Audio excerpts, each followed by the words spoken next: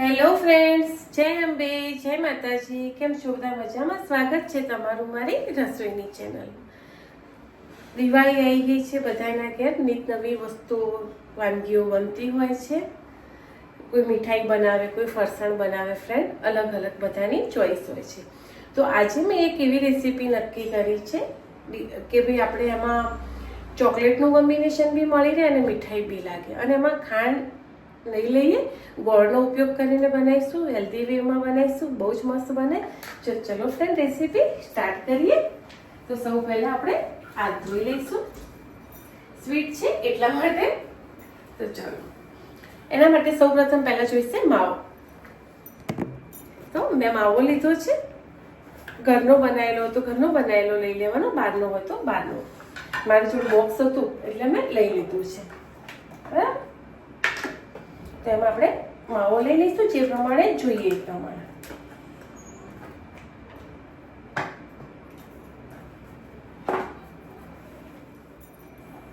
ચલો, તો પહેલા માવો શેકી લેવાનો.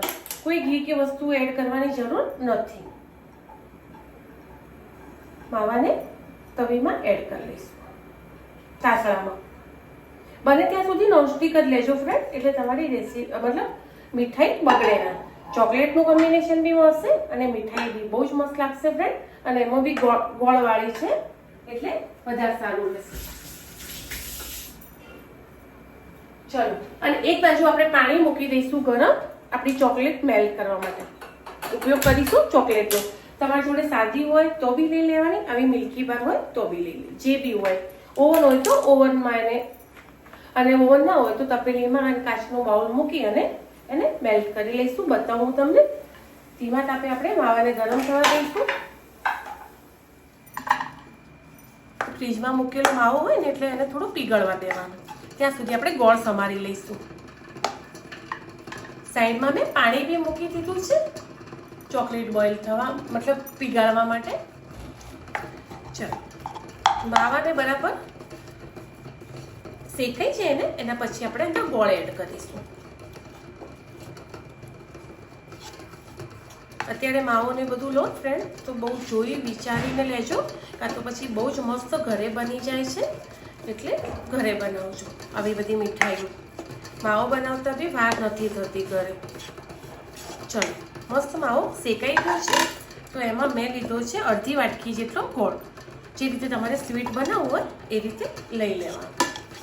માવો અને ગોળ બરાબર શેકાઈ જાય ને ત્યાં સુધી આપણે એને હલાવી જવાનું.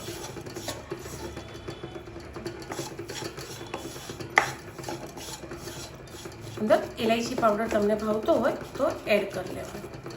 આપણે બનાવી રહ્યા છીએ બે કોમ્બિનેશન વાળી વસ્તુ. મીઠાઈની મીઠાઈ બી થઈ જાય અને છોકરાઓ માટે ચોકલેટ બી થઈ જાય. એક બાજુ મેં તપેલી મૂકી દીધી છે ગરમ કરવા, એમાં કાચનું બાઉલ મૂક્યું છે ચોકલેટને મેલ્ટ કરવા માટે. માઇક્રોવેવ હોય તો પછી એમાં કરી દેવાની. બરાબર, આ રીતે હું બે ચોકલેટ લઈ લઈશ. ગેસ હવે થોડો ફૂલ કરી લઈશું. નોનસ્ટિક તવી છે એટલે વાંધો નહીં. જ્યાં સુધી કઢાઈ ના છોડી રહે ને ત્યાં સુધી તમારે શેકવાનું છે. એક બોલ જેવું વાળીશું, જો બરાબર વળી જાય ને ત્યાં સુધી. એટલે હું કઢાઈ છોડી રહે એટલે પરફેક્ટ આપણું શેકાઈ ગયું છે. આમાં બીજું આપણે કંઈ એડ કર્યું નથી, ખાલી હાલ માવો અને ગોળ જ છે. ચલો, મસ્ત માવો શેકાઈ ગયો છે. સેજ તમને લાઇટ બ્રાઉન રંગનો થતો બી લાગે છે. બરાબર, આટલો શેકી લેવાનો છે. હવે આપણે એને ડીશમાં નીકાળી લઈશું. થોડો ઠંડો થાય ત્યારે પછી એના બોલ વાળી. ચલો, તો માવો મેં નીકાળી લીધો છે. હવે એને ઠંડો થવા દઈશું. જો કલર કેટલો મસ્ત લાગે છે ને. હવે આ ઠંડો થાય ત્યાં સુધી આપણી ચોકલેટ આપણે પીગાળી લઈશું. મેં તમને કીધું હતું ડબલ બોઇલરનું, તો આ રીતે મેં એમાં એડ કરી છે બે ચોકલેટ. હવે બે ચોકલેટ લીધી છે, એમાં થોડો જશે મિલ્ક પાવડર, 2 થી 3 ચમચી જેટલો. 3 થી 4 ચમચી જેટલું દૂધ એડ કરીશું.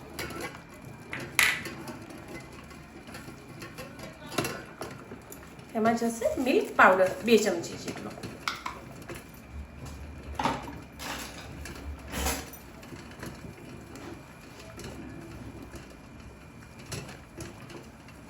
જરૂર પડશે તો પછી વધારે એડ કરીશું.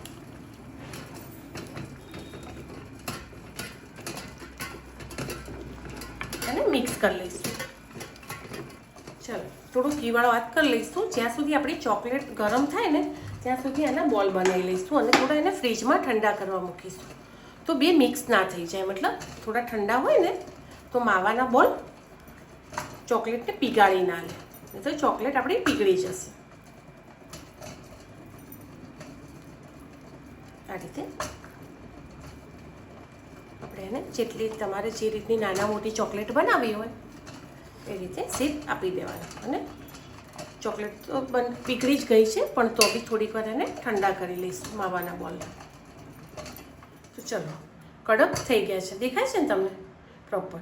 હવે આપણે જે આપણી ચોકલેટ થઈ ગઈ છે એ બી માપની ગરમ જેવી જોઈતી હતી એવી હું તમને બતાવી દઉં. પાણીમાં જ છે. જેવું થોડું લાગે કે ઠીક છે તો સહેજ 1 ચમચી જેટલું દૂધ રેડ દેવાનું. તો મને 1 ચમચીની દૂધની જરૂર પડી છે, તો હું લઈ લઉં પહેલાં એડ કરી દઈશ. અને હવે આપણી જે બોલ બનાવેલો છે ચોકલેટનો, માવાનો અને ગોળનો, એને લઈ લઈશું અને એને આપણે ચોકલેટમાં ડીપ કરીશું. 2 વાર કરવું પડે તો 2 વાર કરજો, કારણ કે લિક્વિડ છે, થોડું વાર લાગશે. એને આપણે એક એક કરી અને હાલ